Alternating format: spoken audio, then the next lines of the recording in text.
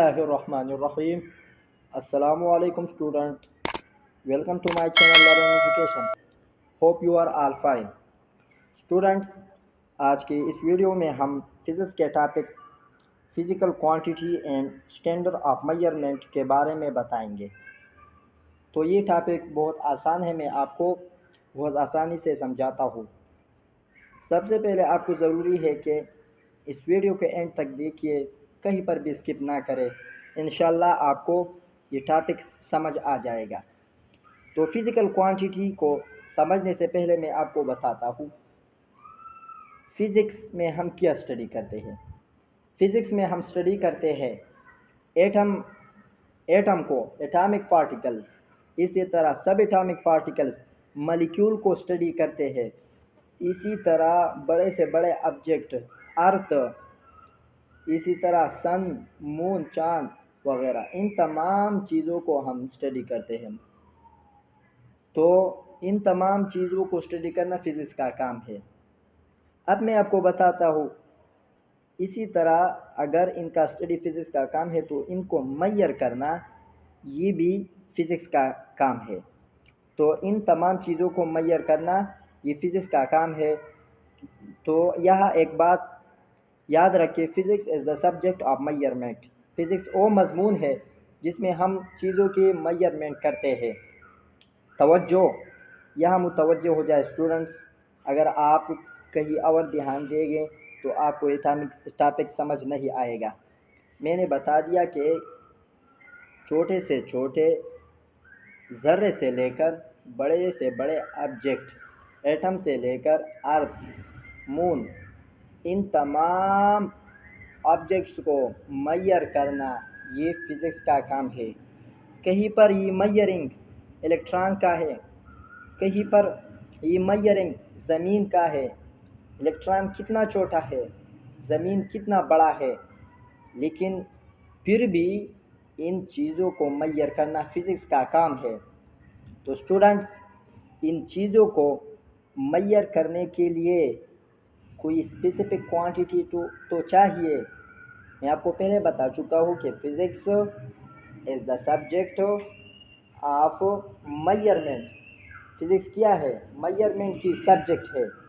तो आपको हर चीज़, हर पैरामीटर का इल्म होना चाहिए। जैसे लेंथ क्या है, टाइम क्या है, मास क्या है, टेम्परेचर क्या है, एट्सेट्रा। तो लेंथ, मास, टाइम, टेम्परेचर, ये सब तो फिज़िकल क्वांटिटीज़ ही है। स्टूडेंट्स, अब भी आपका जहन में सवाल आएगा कि सर फिज़िकल क्वांटिटी से क्या मुराद है। मैं आपको बताता हूँ, फिज़िकल क्वांटिटी वो क्वांटिटी है जिसको आप मेजर कर सकते हैं। वो क्वांटिटीज़, वो मकदारें जिनको हम मेजर कर सकते हैं, जिनकी हम पैमाइश कर सकते हैं, वो फिज़िकल क्वांटिटी है। तो चलिए डिफिनीशन की तरफ। फिज़िकल क्वांटिटी की क्या डिफिनीशन है? Physical quantities, all the measurable quantities are called physical quantities. जितने भी मेजरेबल, जो जिसकी पैमाइश हो सकती है, जो जिसको हम नाप सकते हैं, उसको हम क्या कहते हैं? वो तमाम क्वांटिटी को, इन तमाम क्वांटिटी को हम फिज़िकल क्वांटिटीज़ कहते हैं। आपके जहन में अब इसके एग्ज़ाम्पल आएगा कि सर इसकी एग्ज़ाम्पल क्या है। तो मैं आपको इसकी एग्ज़ाम्पल देता हूँ। एग्ज़ाम्पल इसका है, मैंने आपको पहले बता दिया, जैसे छोटे से छोटे ज़र्रे से लेकर, तो एटम है इसके एग्ज़ाम्पल। इसी तरह मॉलिक्यूल इसका एग्ज़ाम्पल है। इसी तरह अर्थ है, मून है, एट्सेट्रा। बहुत ज़्यादा मिसालें हैं। इसके अलावा एक बात याद और रखना कि जिन चीज़ों को हम मेजर नहीं कर सकते, बात चीज़ें ऐसे है जिसको हम मेजर नहीं कर सकते, जैसे हमारे जज्बात, फीलिंग्स। मिसाल के तौर पर खुशी, आप तो ये नहीं कह सकते कि आप 5 किलोग्राम खुश हैं। इसी तरह गम, प्यार, मोहब्बत, तो इन फीलिंग, ये ऐसी चीज़ें हैं जिसको हम मेजर नहीं कर सकते। तो ये नॉन फिज़िकल क्वांटिटीज़ है। तो अब हम चलते हैं कि जितने भी मेजरेबल क्वांटिटीज़ है, इसको मेजर करना फिज़िक्स का काम है। तो मेजर करने के लिए एक स्टैंडर्ड भी चाहिए, ऐसा स्टैंडर्ड जिससे हम, जिसके ज़रिए हम इन क्वांटिटियों को मेजर करें। जैसे जब आप बाज़ार जाते हैं तो आपने दुकानदार से कभी ये बोला है कि जी मुझे 5 मिनट चीनी चाहिए, मुझे 5 मिनट आटा चाहिए? नहीं, you always says 5 kilogram of sugar, kilogram आप बोलते हैं। तो हमेशा मेजर करने के लिए एक क्वांटिटी को एक ख़ास स्टैंडर्ड चाहिए। जैसे आपने दुकानदार को बोला 5 किलोग्राम ऑफ शुगर, किलोग्राम आपने बोल दिया। तो हम मास के लिए क्या इस्तेमाल करते हैं? हम मास के लिए किलोग्राम इस्तेमाल करते हैं। इसी तरह टाइम को मेजर करने के लिए हम क्या इस्तेमाल करते हैं? सेकंड इस्तेमाल करते हैं, मिनट इस्तेमाल करते हैं। इस तरह कपड़ा ख़रीदने के लिए हम मीटर इस्तेमाल करते हैं। कहीं पर आपने दुकानदार से बोला है कि मुझे 10 किलोग्राम कपड़ा देना, मुझे 10 मिनट कपड़ा देना। तो तमाम फ़िज़िकल क्वांटिटीज़ इनके लिए एक स्टैंडर्ड रिक्वायर्ड है, एक स्टैंडर्ड चाहिए। अब आपके जहन में सवाल आएगा कि स्टैंडर्ड कैसा होना चाहिए? फ़िज़िकल क्वांटिटीज़ को मेजर करने के लिए कैसा स्टैंडर्ड चाहिए? स्टैंडर्ड की क्या प्रॉपर्टी है?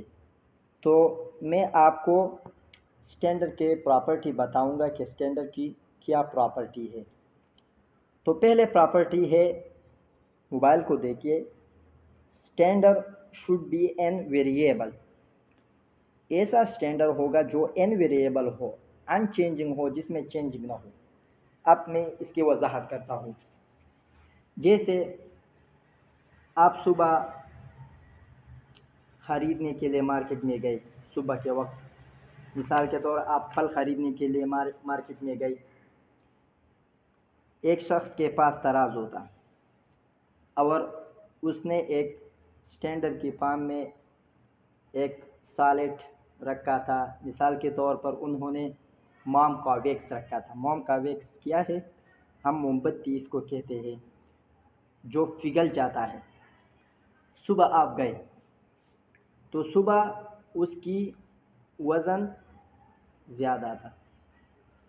सारे दिन उस पर सूरज की धूप पड़ गई, गर्मी पड़ गई।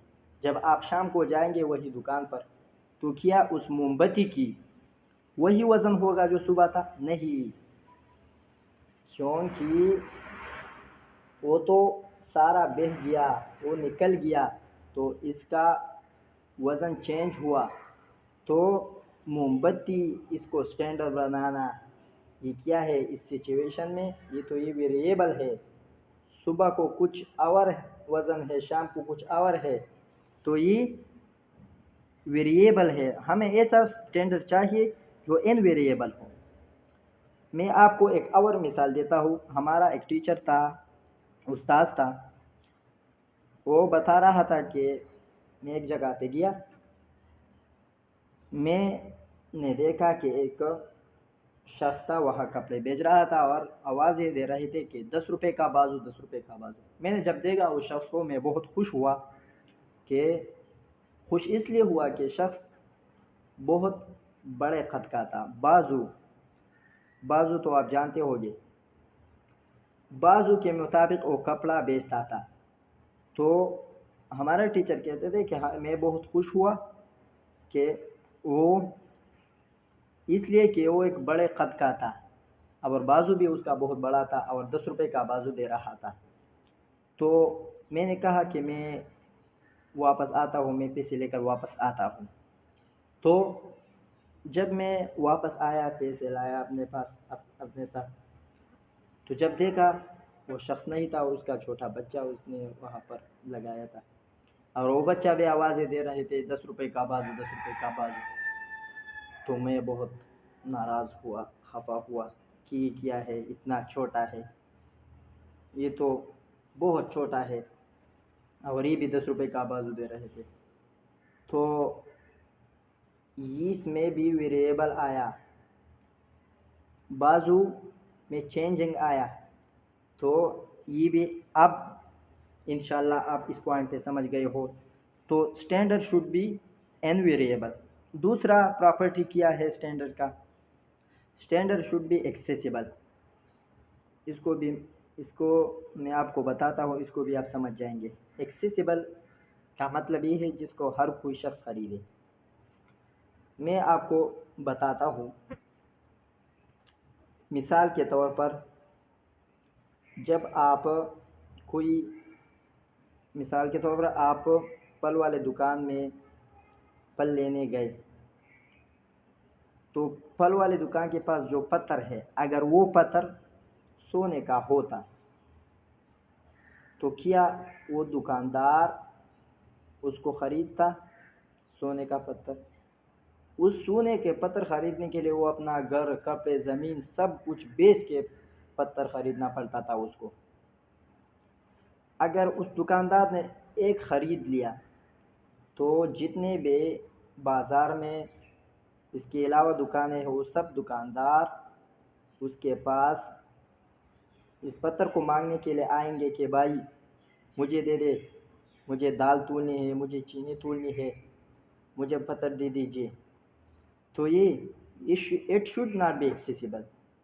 ये पत्थर जो है ये एक्सेसिबल नहीं है, क्योंकि इसको हर शख्स नहीं खरीदता।